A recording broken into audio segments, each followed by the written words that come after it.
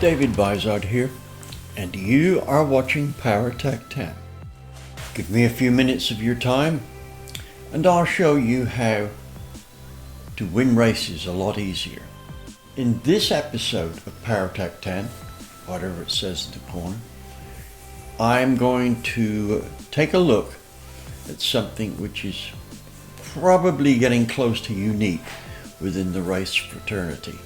Not totally, but to the extent that I'm going to devote to it here, probably really close. To win a race, all you've got to do is get by the finish line first. Now there's a set of rules. Now, I'm not big on cheating, right? People who cheat are writing their own rule book, and that's not their job. Anyway, if they end up cheating, you have to ask yourself if they need a psychiatrist couch, right? You need to win that bad to show yourself as being superior to anyone. That's a psychiatric problem. But anyway, my policy here, just so we know, is if I ever have to cheat at motor racing, I'll give it up and play golf. And between you and me, I hate golf. So, what I'm going to talk about in this edition is not how to make your car faster than everybody else's. Let's say you've gone as far as you can with your car and you know things about hopping up motors and that the other guys don't know. If you're smart about it, you can make them modify their engines to slow them down. Now I'm going to tell you the tale of how I did that to slow down my primary competition in 1973 when I did the Britax Production Touring Sedan Championship. I was driving a Chrysler Avenger. Fortunately for me, it had an engine which was new to the scene, and I obviously must pick up on how to modify engines faster than other people, because I just roared ahead with this engine, just making horsepower pretty much every time I opened the hood. Other people were complaining they couldn't get power. So I used this opportunity to feed them information which, whilst it was true generally, was not true for the Avenger engine. Let me tell you how I started.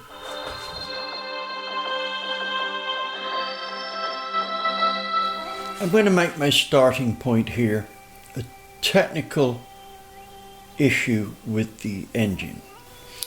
This engine was designed by John Clark, Chrysler's chief engineer. I got to work quite a bit with this guy, and I have to say that there's one word that describes him very well, and that is brilliant. He would have been able to play the part of a Disney movie mad professor without being mad, without any training and without any makeup or change of clothing. Right? He looked the part of the mad professor, and he sure acted the part of the professor part. The engine was designed to be as clean as possible without a catalytic converter. And it employed a somewhat unusual combustion chamber. The chamber was comprised of the piston stopping short of the top of the bore, and the actual cylinder head itself was flat, very much like a diesel. The following diagram will show you the details of this chamber. What you're looking at here is the intake port, which was about as good as your typical twin cam. But the point I really want to make here is the combustion chamber, which was little more than just a biscuit. As such, it looked like it might detonate very easy, but that was not the case. Now, it did have a few points that you could label as prime characteristics. These were that it required to have the fuel broken up in very, very fine droplets. In fact, the fuel needed to be very nearly vaporized. That means the droplets had to be, for the most part, in the region of about 5 microns each. Now, this is a field that most engine tuners don't have much, how shall I say, experience with, or even knowledge of, is that fuel quality delivered to an engine can be very influential depending on the design of the combustion chamber. And so it was with the Avenger engine. If the engine didn't have fine droplets of fuel, it would lose substantial amount of power. Well, with this in mind, what I did here was, before Christmas, which was a couple of months before the first race, I started calling around some of the tech inspectors. And no, let me backtrack a moment. The rules for this series were that the car had to run in a certain price bracket, right? And this was to cut the cost of racing. Now, what I did was I started a rumor. I would call up tech inspectors all over the country that I vaguely knew, and I would ask them some question which was totally irrelevant to whatever I needed to know. It was just a throwaway thing. But during the conversation, I would say to them something like, "Hey, have you heard that these Avenger engines tend to get detonation if you drive them flat out for any length of time?" And normally they'd say no, because they didn't. But they didn't know that they didn't. Anyway, after I'd called maybe, I don't know, about 10 tech inspectors, we call them scrutineers in England, I left it until about mid-January. Then I called up the chief tech inspector, Peter, and I've forgotten his last name, and my apologies, Peter, you were not insignificant, it's the brain surgery again. And I asked him a question, which was again a throwaway question. And I said to him, by the way, have you heard this rumor that the Avenger engines tend to detonate if you drive them wide open for too long? His reply, "Well, yes, I have actually." And I said to him, "Well, let me pose a question to you here, right? I haven't experienced this, but during my research for Chrysler, I found a way to get around this problem. That is as follows. The two Stromberg carburetors are mounted on the the intake manifold, which in itself is mounted on the exhaust manifold. It's a non-cross-flow engine.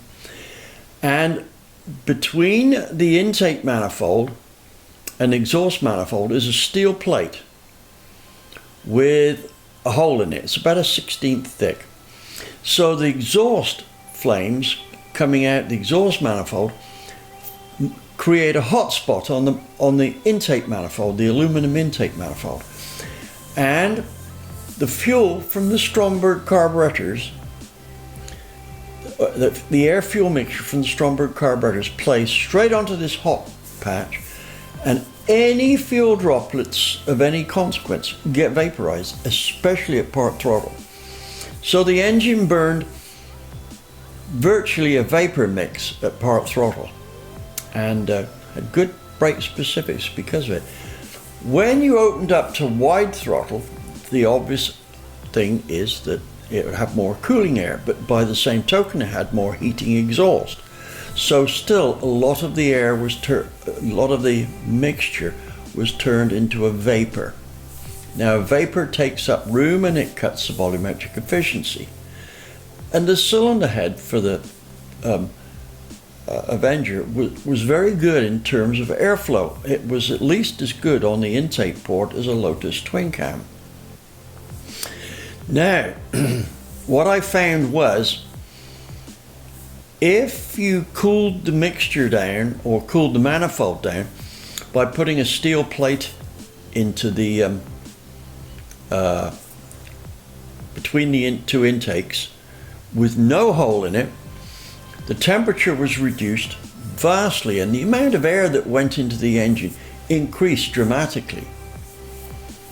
Now then, it's pretty accepted strategy that if you cool the intake charge, the power goes up. In the case of the Avenger, if you cooled the intake charge like that, the power would drop somewhere in the region of 5 horsepower, right? So here's what I said to the tech inspector. Peter, I have a fix for this supposed detonation, right? And I said, what we can do, there's a plate that goes between the manifold and the intake manifold and the exhaust, and it has a hole in it, and the exhaust flames play onto the bottom of the intake. What we could do is replace that plate. It's about 1/16. It's got a round hole in the middle and 2 holes at the side that secure it between the two, sandwiching it. And I said, if we make up a plate that has no hole in it, it cools the charge to the point where there's no detonation, because the compression's only about 9:1. And he said, and of course, I don't suppose for 1 minute that the cooler charge does anything to negate horsepower, but more than likely bumps it up. I said, well, normally that's what a cool charge does, so you know, you can come to your own conclusion. But I said, that's not relevant, because let's say it does improve the horsepower. If everybody with an Avenger does it, right, we're still in the same situation as before, but now we won't have engines that detonate. And don't forget, this series is all about being able to race cheaply. If we detonate pistons on an engine, we're going to have to rebuild the engine. Expense. That defeats the object of the series. So I said, so what do you think? And he says, yeah, okay. He said, you do a drawing of the part and I will send it out to everybody who has an Avenger and they can copy it. And I said, good. So now, with this all the same, there should be no advantage in that perspective. So that's what was done. Now then, let's step back from this point here. Knowing that the Avenger required a very, very fine fuel atomization, or good fuel quality to work, what I did was I redesigned the jet on the carburetor. Now the rules said that the jetting of the carburetor was free. We could calibrate the carburetors however we wanted, because we would be running open exhaust.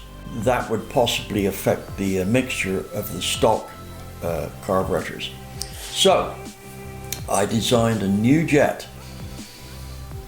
and a piston assembly for the mixture. And this jet had the ability to atomize the fuel like it was a fog.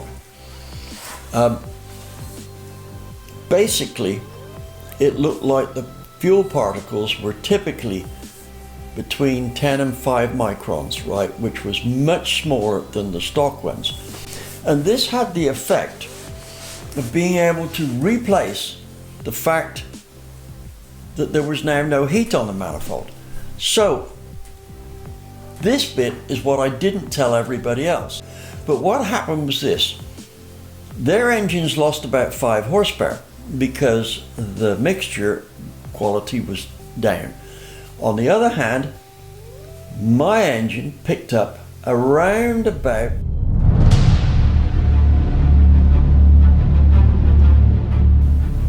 7. So immediately I was 12 horsepower up on on their engines.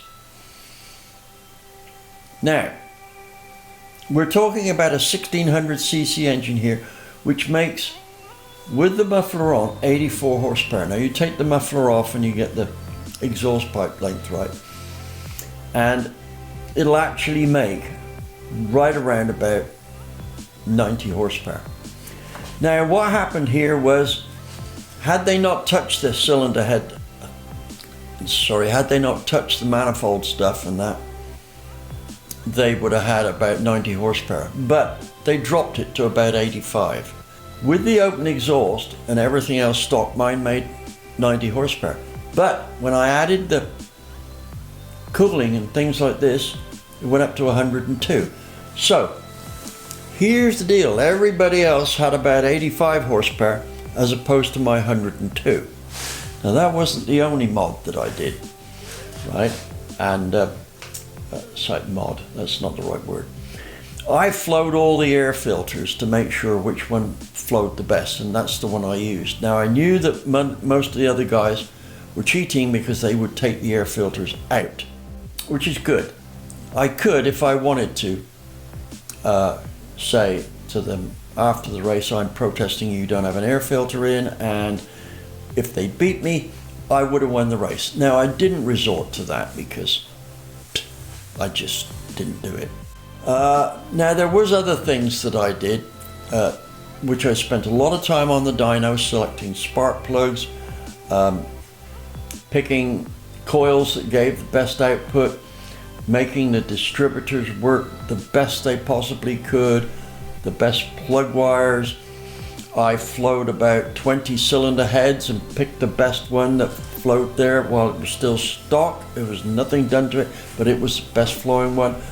I made up a jig which selected all the rockers on there so that the highest rockers would be selected. So I had probably 20 thousandths more lift than any of the other guys. Now if they'd have protested more than stock lift, and say find the parts on there that are not stock.